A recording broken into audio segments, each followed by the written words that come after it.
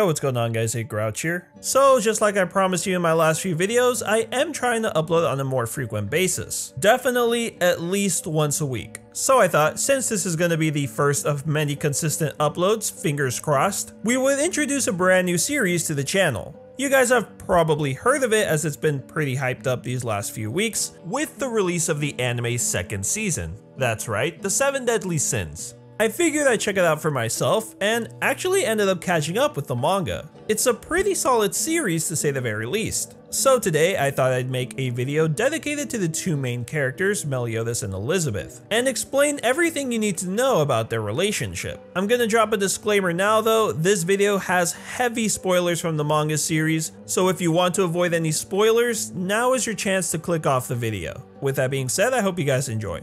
So fans of the 7 Deadly Sins should already know a thing or two about Meliodas and Elizabeth, specifically how they first met at the start of the series. Right from the start, Meliodas has been pretty handsy with Elizabeth, but very quickly the two begin to develop a strong bond, with Meliodas claiming that he will do whatever it takes to protect Elizabeth. I found this kinda weird when first watching through the anime, seeing as how the two had only recently met. Not only that, but Meliodas is supposed to be the Sin of Wrath. I don't know about you, but I would expect anyone going by that name to be bad to the bone. Yet when it comes to Elizabeth, he does everything in his power to make sure she's okay. Well, alright, let's rewind 16 years back before the start of the series, when Meliodas was still serving as a holy knight for the kingdom of Danafor. It is here that he meets a slave girl named Liz, who was sent by an unnamed enemy kingdom to carry out an ambush on Danafor. In the end, she is captured by knights and is sentenced to death.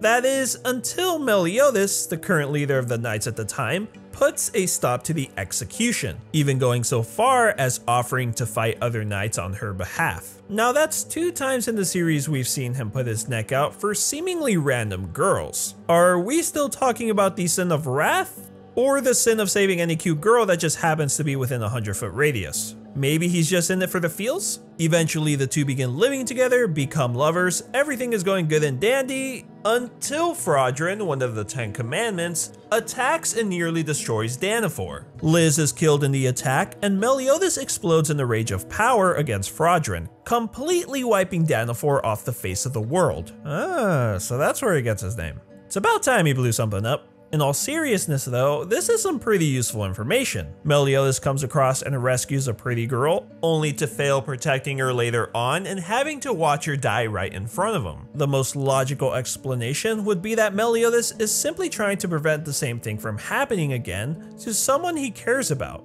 Makes sense, right? Well, there's a little more to it. Jump ahead a few chapters where we learn of the abduction of 7 Deadly Sin members King and Diane. Their kidnappers, 2 members of the 10 Commandments, were both at one point head of their respective race. After a bit of back and forth, King and Diane then willingly allow themselves to be put in some sort of trance in order to get a glimpse of events that happened 3,000 years ago. More specifically, what it was that caused these past leaders to become enemies. And while they do end up learning more about that, they also learned something else. Elizabeth was alive and well. You heard that right, Elizabeth alive and breathing 3,000 years before the start of the series. Same face, same voice, probably. Let's be honest, everyone has pretty much the same voice when you read manga. Still, this is definitely her, or at the very least someone with a similar appearance. The only real noticeable difference being that she is of the goddess clan and possesses some really gnarly looking wings. Still, when she is confronted by King and Diane, she denies having any memory of them,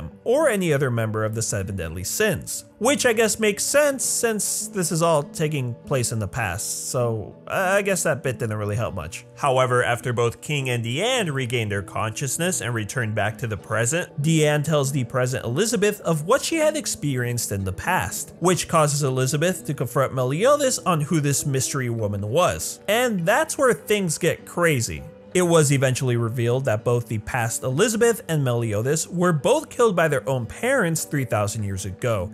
But along with that, something else happened. Soon after dying, Meliodas awoke completely healed of all his wounds. The past Elizabeth, on the other hand, did not. A few years go by, and Meliodas remains stumped on the reasoning behind his resurrection. But then, his travels lead him to cross paths with a savage girl, one who strongly resembles Elizabeth. So what exactly is going on? Well, it all comes down to the moments after Meliodas and Elizabeth's death at the hand of their gods, a curse. Meliodas, the demon who had taken the hand of a goddess and decided to slay his own brethren, was cursed with eternal life by his father, the Demon King.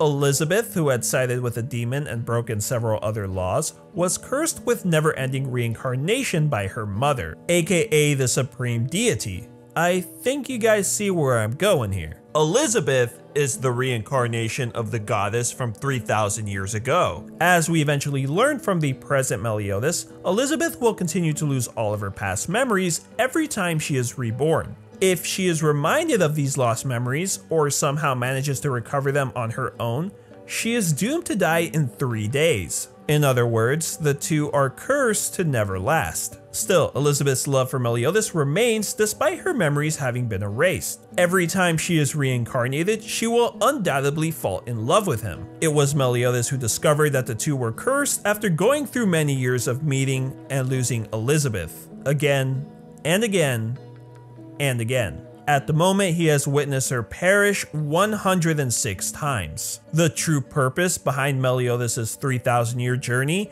is looking for a way to break this curse no matter the cost, which is a promise he made to Elizabeth. And that brings us to the current state. Meliodas, unwilling to see his lover die once more, decides to try and obtain the throne of the underworld and the title of Demon King. As Demon King, he will obtain the power necessary to break the curse which has caused Elizabeth so much suffering, his promise having been whatever the cost. However, the present Elizabeth, with her memories now restored, rejects this decision and makes a promise of her own, that she, with the power of the 7 deadly sins on her side, will put a stop to Meliodas' sacrifice, even if it means having to die once more. The only question now is, which of the two will be able to keep their promise?